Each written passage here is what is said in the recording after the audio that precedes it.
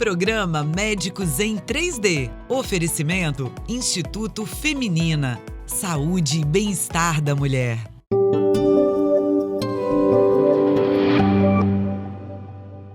Estamos no programa Médicos em 3D, dúvidas, dicas e debates. E o nosso assunto de hoje é a saúde do rim. Muito importante esse assunto, mas pouco debatido. Para falar com a gente está aqui Alice Pignaton. Tudo bem, Alice? Tudo bem. Alice é nefrologista e a atual presidente da Sociedade Brasileira de Nefrologia Regional do Espírito Santo. Alice, vamos começar então do básico? Eu vejo que as pessoas têm muita dúvida assim, quando que eu procuro um urologista e quando eu procuro um nefrologista? Tem diferença? Tem diferença sim. O nefrologista é o médico clínico que acompanha as doenças que podem ser tratadas do ponto de vista clínico. Por exemplo, uma doença renal associada ao diabetes, com perda de proteinúria, outras glomerulopatias que a gente chama que são as doenças que se encaixam na perda de proteína e sangue na urina de causas que precisam ser investigadas. A doença renal crônica, que é uma doença de progressão, quando já tem uma lesão estabelecida pelas principais causas que são diabetes e hipertensão, e esse paciente já tem uma queda da creatinina, né? Uma queda da filtração dos rins e precisa fazer um acompanhamento para tratar as consequências que a falência renal vai causar. O médico nefrologista também trata no intra-hospitalar os pacientes que evoluem com alguma alteração aguda de função renal, enquanto o urologista, do ponto de vista de busca, né, está mais relacionada com alterações do aparelho masculino, né, que a gente sabe, né, por exemplo, cirurgia de vasectomia, próstata, saúde do homem a partir dos 40 anos, né, e também as alterações relacionadas com necessidade de avaliações principalmente cirúrgicas do trato urinário, como tumores renais, de bexiga, de próstata, cálculos renais que precisam de desobstrução. E assim, Alice, é um assunto, até te falei, né, que eu descobri a nefrologia na faculdade, já enquanto estudante de medicina. É um assunto que a população em geral não conhece muito, né? Apesar de ser extremamente importante e se confundir com as outras doenças, muito comuns, igual você falou, hipertensão e diabetes. Mas vocês têm um mês, então, não teve um movimento da sociedade? Conta pra gente sobre isso. O mês de março ele é caracterizado, principalmente dia 10 de março, que é sempre a segunda quinta-feira do mês de março, é uma ação global que a gente chama de Dia Mundial do Rim, que é patrocinada pela Sociedade Internacional de Nefrologia, com o objetivo de conscientização, não só da classe de saúde pública, né, médicos, enfermeiros, técnicos, psicólogos, assistentes sociais, mas também da população em geral em relação ao que é a doença renal e quando buscar ajuda em relação a alterações renais, porque as doenças renais, na maioria das vezes, elas são silenciosas, quando a gente vai descobrir por um exame ou de sangue ou de urina que está alterado. Então, para educar a população em relação a manter uma saúde física, para poder e também buscar os médicos apropriados quando você tiver alguma alteração detectada em algum exame, mesmo você não tendo nenhum tipo de sintoma. Então, e a gente estava conversando, né, antes, sobre como a gente confunde. Para mim é muito emocionante quando eu vejo uma outra especialidade falando de cuidados básicos, de dieta e exercício. Então, como as patologias renais, a principal causa de perda do funcionamento do rim é diabetes no mundo, não é isso? Me corrija se eu estou errada. E no Brasil é hipertensão.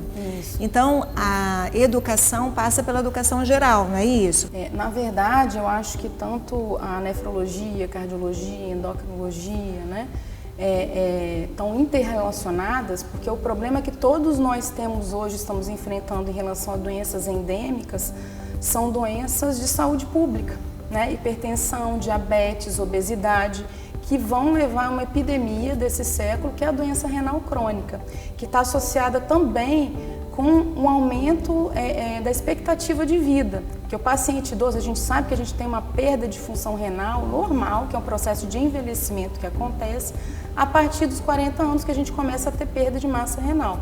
Mas alguns indivíduos têm isso mais acelerado. E as coisas que podem causar essa piora mais rápida de função renal, né, é justamente alguns fatores de risco, como você citou, hipertensão, diabetes, obesidade, uso de medicamentos indevidos, né, uso abusivo de analgésicos e de outras substâncias, né.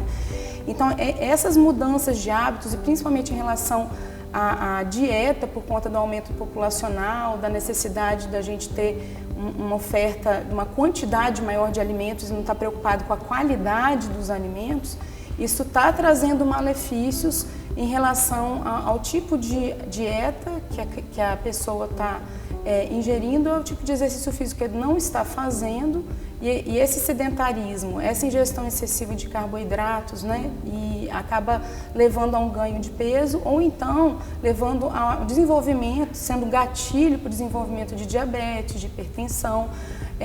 A alimentação muito industrializada, né, está relacionada, por exemplo, com o aumento da ingestão de sal. Recomendado assim pela Sociedade Internacional de Nefrologia que uma pessoa tem o hábito de ingerir 5 gramas de sal de NaCl, o que corresponderia mais ou menos a 2 gramas de sódio, né, por dia. E a gente sabe que na população brasileira, a média, por uma pesquisa realizada pela Sociedade de Nefrologia, a média de ingestão é de 12 gramas. É muito alto, é o dobro.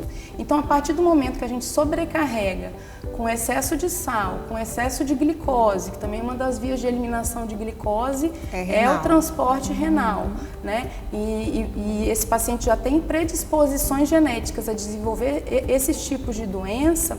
Aí, essa forma de alimentação, a falta de exercícios, eles vão ser os gatilhos para o desenvolvimento da doença renal. Tá certo. Excelente, Alice. Voltamos no próximo bloco com esse assunto e nós vamos falar sobre outros temas, outras maneiras da gente prejudicar a saúde do nosso rim. Espero vocês.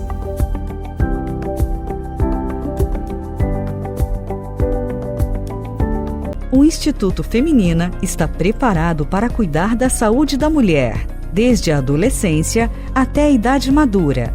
Os médicos Dr. Paulo Batistuta e doutora Samara Matar alinham experiência, tecnologia de ponta e pesquisa pensando na saúde integral da mulher moderna. Localizada na Enseada do Suá, no edifício Vértice Empresarial, o Instituto Feminina possui uma sede confortável, com os equipamentos mais modernos para atender suas pacientes em ginecologia, obstetrícia, ginecologia integrativa, laser e estética íntima. Faça uma visita e conheça o Instituto Feminina.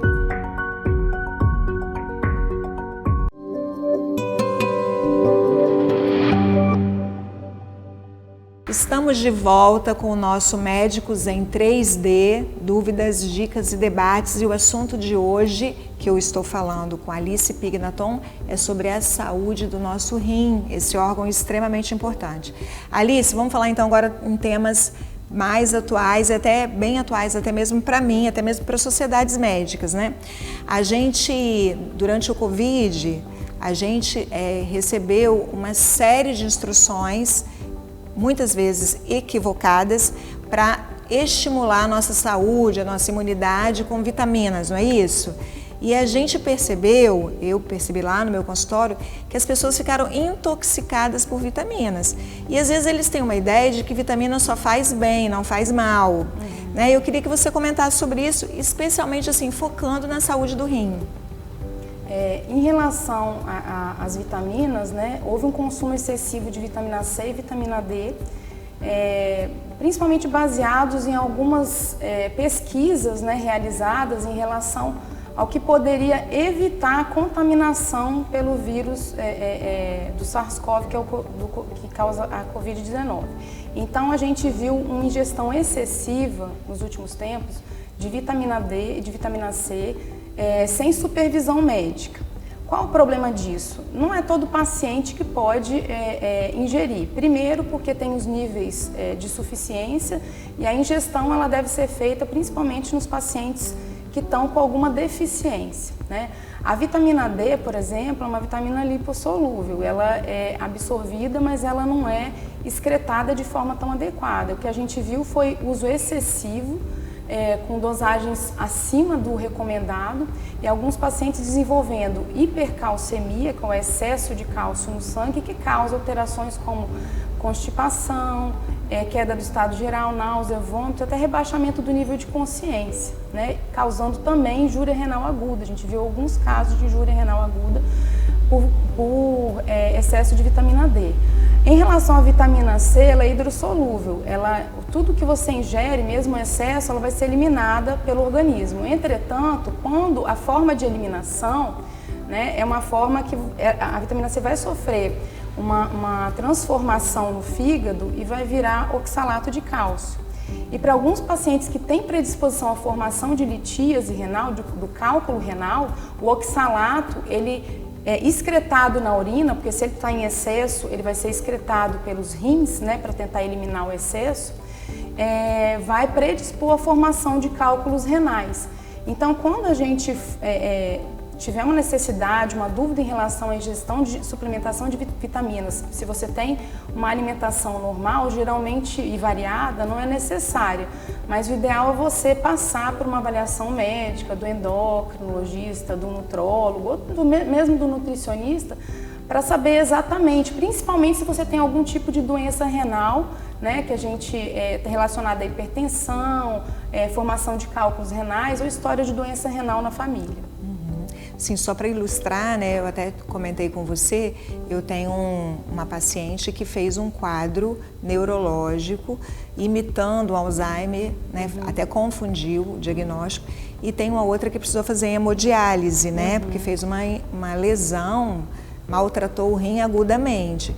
E assim, em outra mão, eu recebo no consultório, às vezes, nutricionistas ou nutrólogos, enfim, dizendo que eles gostariam que a vitamina D ficasse acima de 60, né? Eu falo bem assim, bom, a gente corre um risco muito grande, né? Assim, só para poder ilustrar que realmente não é uma coisa para a gente fazer sozinho em casa, né? Que existe um risco nesse sentido. Uma outra coisa que vem arriscando muito a vida dos pacientes, que a gente até tocou nesse assunto, é sobre os anabolizantes e os hormônios que são colocados na forma de chip, não é isso? Então, assim, existe uma série de lesões que esses hormônios podem fazer do ponto de vista endócrino, mas eu queria que você falasse em relação ao rim. Como que é isso? Porque o apelo na academia é muito grande, né?